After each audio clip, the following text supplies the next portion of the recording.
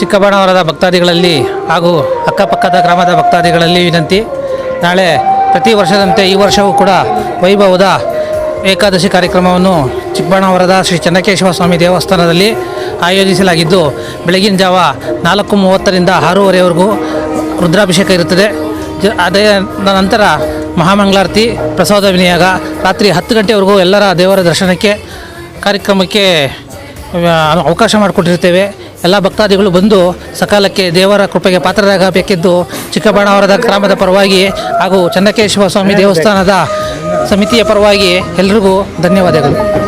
ಚಿಕ್ಕಬಾಣಾವರದ ಭಕ್ತಾದಿಗಳಲ್ಲಿ ಹಾಗೂ ಅಕ್ಕಪಕ್ಕದ ಗ್ರಾಮದ ಭಕ್ತಾದಿಗಳಲ್ಲಿ ವಿನಂತಿ, ನಾಳೆ ಪ್ರತಿ ವರ್ಷದಂತೆ ಈ ವರ್ಷವೂ ಕೂಡ ವೈಭವದ ಏಕಾದಶಿ ಕಾರ್ಯಕ್ರಮವನ್ನು ಚಿಕ್ಕಬಾಣಾವರದ ಶ್ರೀ ಚೆನ್ನಕೇಶವ ಸ್ವಾಮಿ ದೇವಸ್ಥಾನದಲ್ಲಿ ಆಯೋಜಿಸಲಾಗಿದ್ದು, ಬೆಳಗಿನ ಜಾವ 4:30ರಿಂದ 6:30ವರೆಗೂ ರುದ್ರಾಭಿಷೇಕ ಇರುತ್ತದೆ.